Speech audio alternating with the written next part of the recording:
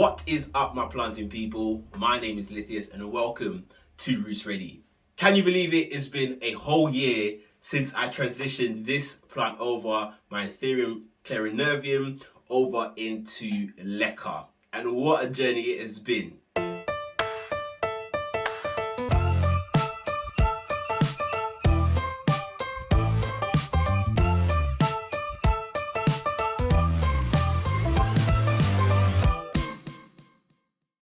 It was about a year ago that I transitioned this plant over into LECA. It was the very first plant that I ever moved into a semi-hydro system, and I sort of did a whole series on that journey, on that process, just to show you how easy or how difficult the transition can be. So during that time, I've learned a lot of things along the way, and this video is just a bit of an update and a care guide on this plant and what my experience has been so far. When I transitioned this plant over into LECA, it was because it had suffered some trauma. So I had this plant on a shelf, a very unstable shelf. I didn't read the instructions when I was building it. I sort of wedged it between the wall and the floor, just willy-nilly, and didn't follow the instructions correctly. And one day I just heard a loud thump, walked into the room, and suddenly my plants were all over the floor. I had a Queen Anthurium at the time as well. That one didn't make it, but this one proved to be resilient. It had lots of leaves on it at the time. I think it was probably around 4 or 5. I can't remember. I'll look for the into the older footage and see what I can find. But it lost a brand new leaf that was emerging, and it lost a couple of its bigger, larger leaves that was sort of around this size. It was a bit of a shame. It was a huge shame when that happened. And I just thought, you know what, I'm going to take this one on the chin and see what good I can make out of a bad situation. And at the time, I was watching a lot of videos on YouTube around semi-hydro, and I was really interested in seeing if it would work for me.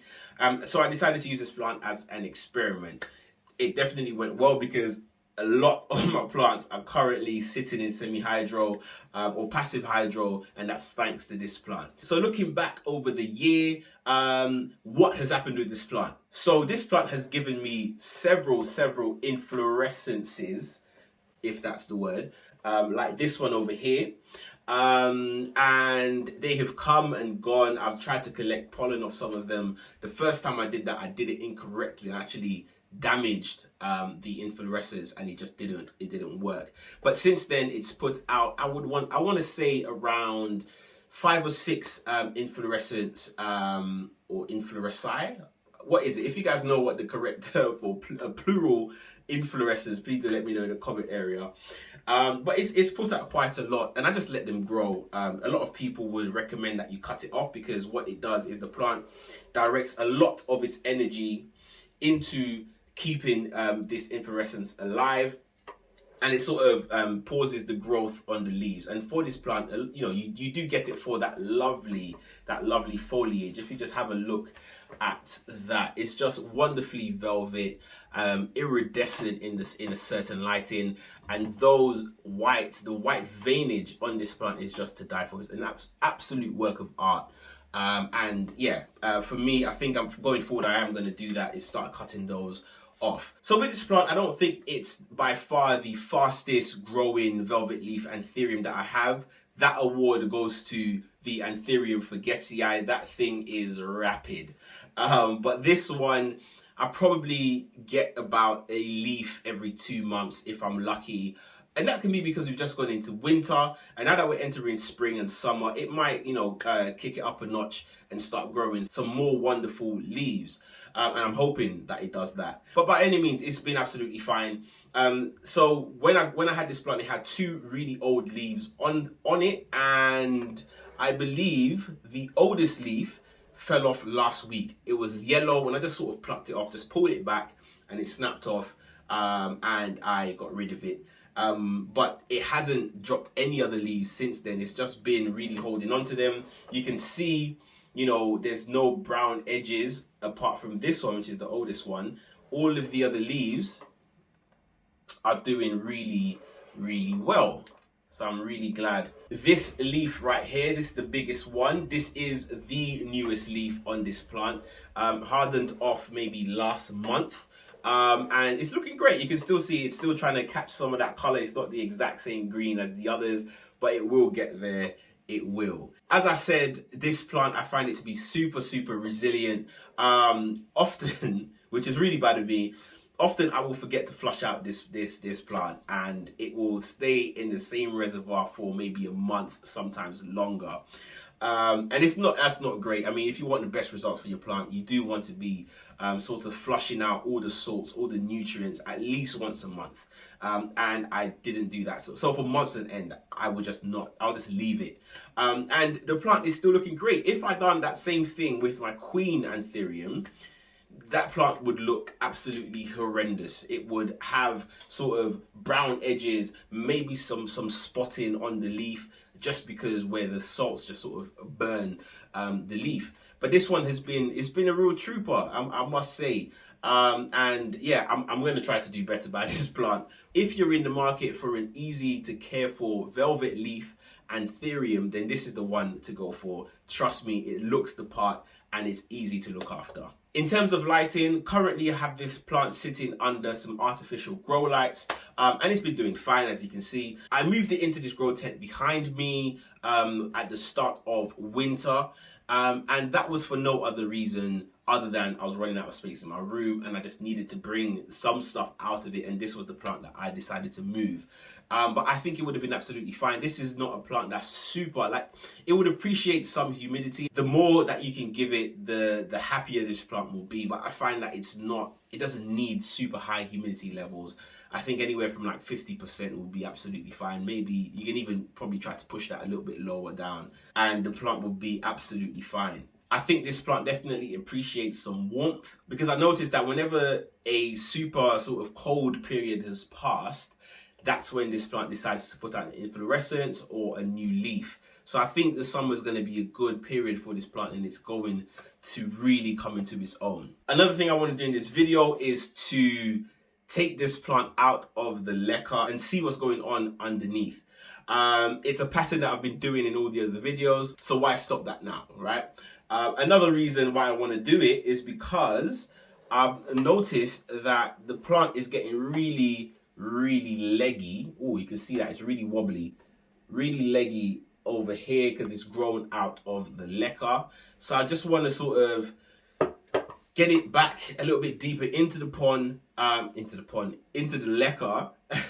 and just to give it some more security so that it doesn't snap, because I would hate for that to happen and then have to restart this plant again.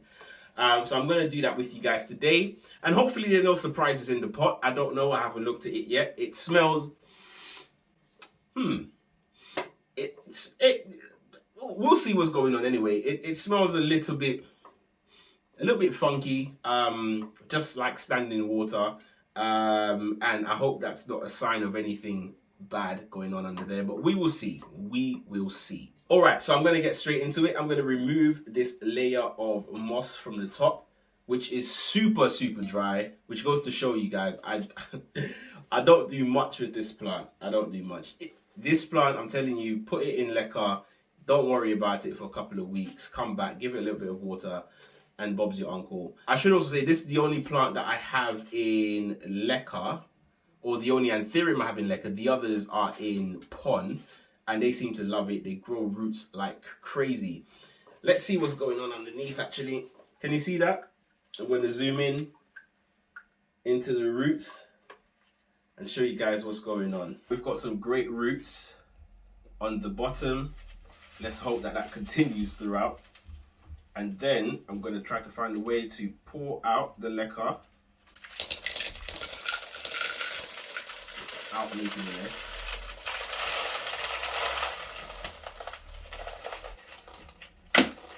Ooh. Just splashed myself with Anthurium juice. Alright, so have a look at this. Look at that. That's what you call roots. Oh my goodness. So there are some roots that are not looking the best. There's another one of it there that's died off. But nothing else. Nothing else. This is looking fantastic. Fantastic. Now, my challenge is going to be, how do I get this back into the pot? Because the pot is rather small for it. And we will see. So actually, there are some soft roots actually. So for example, here, this root is soft. So that needs to go. This one needs to go. Ooh, that is really soft and gushy. I think a lot of these were probably sitting, I'm not sure where these were, but there you go. Ooh. Oh God, it's like cold, wet spaghetti. Not pleasant. Ooh, yeah. Okay, so I am going to clean this up and take off all the dead roots. But the majority of it is actually in very good condition, like really solid, really firm. But they're just a handful that that are not that pleasant.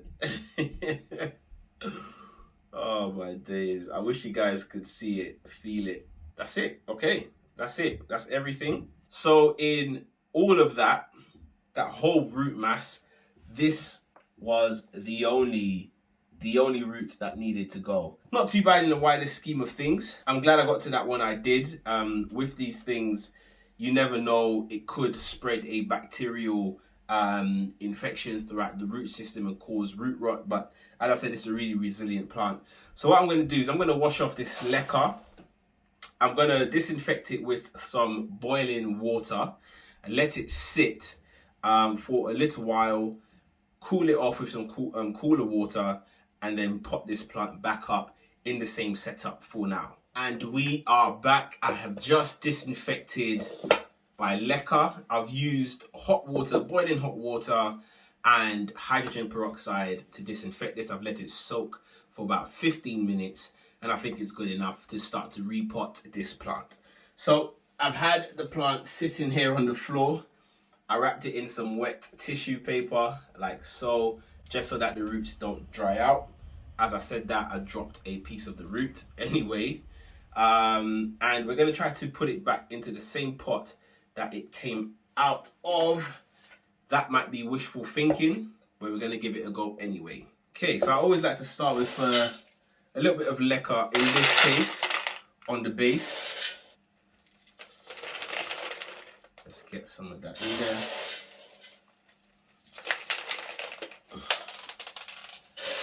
I keep dropping LECA. What's going on? Here we go again. Oh God, there's LECA everywhere now.